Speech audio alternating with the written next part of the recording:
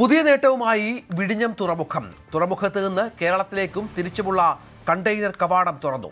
തുറമുഖം വഴിയുള്ള കയറ്റുമതി, ഇറക്കുമതി, ചരക്ക് നീക്കം എന്നിവ മുഖ്യമന്ത്രി വി ഡി സതീശൻ ഉദ്ഘാടനം ചെയ്തു.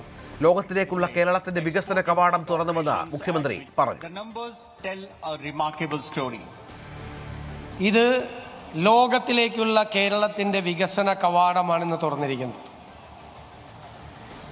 ഇതിനെ കേരളത്തിൻ്റെ വളർച്ചയ്ക്ക്, നാടിൻ്റെ വളർച്ചയ്ക്ക്, രാജ്യത്തിൻ്റെ വളർച്ചയ്ക്ക് എങ്ങനെ പ്രയോജനപ്പെടുത്തണം എന്നതാണ് നമ്മുടെ മുന്നിലുള്ള വെല്ലുവിളി. ഒരു ട്രാൻസ്ഷിപ്മെൻറ്റും ഇല്ലാതെ, ഒരു പോർട്ടിലും പോകാതെ ഏത് സാധനവും ഈ വിഴിഞ്ഞം പോർട്ടിൽ നിന്ന് ലോകത്തിലെ ഏത് തുറമുഖത്തേക്കും കയറ്റി അയക്കാം. 6 ഭൂഖണ്ഡങ്ങളിലെ നിരവധി രാജ്യങ്ങളിലെ 100 കണക്കിന് തുറമുഖങ്ങളിലേക്ക് ഇവിടെ നിന്ന് കയറ്റുമതിയും കുറച്ച് കഴിയുമ്പോൾ ഇറക്കുമതിയും ആരംഭിക്കും.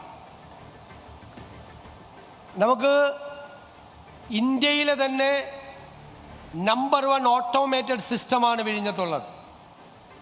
ഇന്ത്യയിൽ ഒരു തുറമുഖത്തിനും ഇതുവരെ സാധ്യമാകാത്ത ഓട്ടോമാറ്റിക് സിസ്റ്റം, ആൽഗരിതം ഡ്രിവണായിട്ടുള്ള കയറ്റിറക്കുമതി സംവിധാനമുള്ള ഇന്ത്യയിലെ ആദ്യത്തെ തുറമുഖം കൂടിയാണ് വിഴിഞ്ഞം തുറമുഖം എന്നത് അഭിമാനകരമായ ഒരു നേട്ടമാണ്. ആർക്കും ഒരു അപകടമില്ലാതെ ഭംഗിയായി കയറ്റിറക്കുമതി ജോലികൾ ചെയ്യാൻ പറ്റുന്ന ആർട്ടിഫിഷ്യൽ ഇൻ്റലിജൻസിൻ്റെ കൂടെ സഹായത്തോടു കൂടി പ്രവർത്തിക്കുന്ന ഒരു സംവിധാനം ഇന്ത്യയിൽ ആദ്യമായി നമ്മുടെ തിരുവനന്തപുരത്ത് ഉണ്ടായിരിക്കുന്നു എന്നത് നമുക്കെല്ലാവർക്കും അഭിമാനകരമായ കാര്യമാണ്. വിഴിഞ്ഞം തുറമുഖത്തെ എക്സിം ചരക്ക് നീക്കത്തിലൂടെ വ്യാപാര വ്യവസായ വളർച്ച മാത്രമല്ല, സാധാരണക്കാരുടെ ജീവിതത്തിലും വൻ കുതിപ്പുണ്ടാകുമെന്ന് വ്യവസായ മന്ത്രി പി കെ കുഞ്ഞാലിക്കുട്ടി പറഞ്ഞു.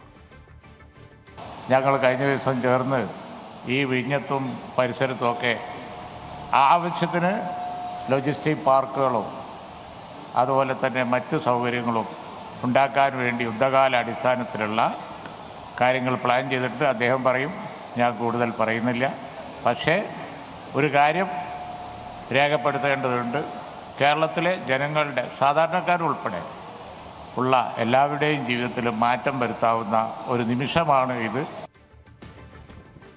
വിഴിഞ്ഞം ഇന്ത്യയും ലോകവും തമ്മിലുള്ള ഗേറ്റ് വേ ആയി മാറുമെന്ന് അദാനി പോർട്ട് CEO അശ്വിനി ഗുപ്ത പറഞ്ഞു. തമിഴ്നാട്, കർണാടക, കേരളം റോഡ് കണക്ടിവിറ്റി പുതിയ മാറ്റമുണ്ടാക്കും. ചടങ്ങിൽ നിന്ന് കേന്ദ്ര തുറമുഖ വകുപ്പ് മന്ത്രി സർബാനന്ദ സോനോവാൾ വിട്ടുനിന്നു. പ്രതിപക്ഷ നേതാവ് പിണറായി വിജയനും മേയർ VV രാജേഷും ചടങ്ങിൽ പങ്കെടുത്തില്ല.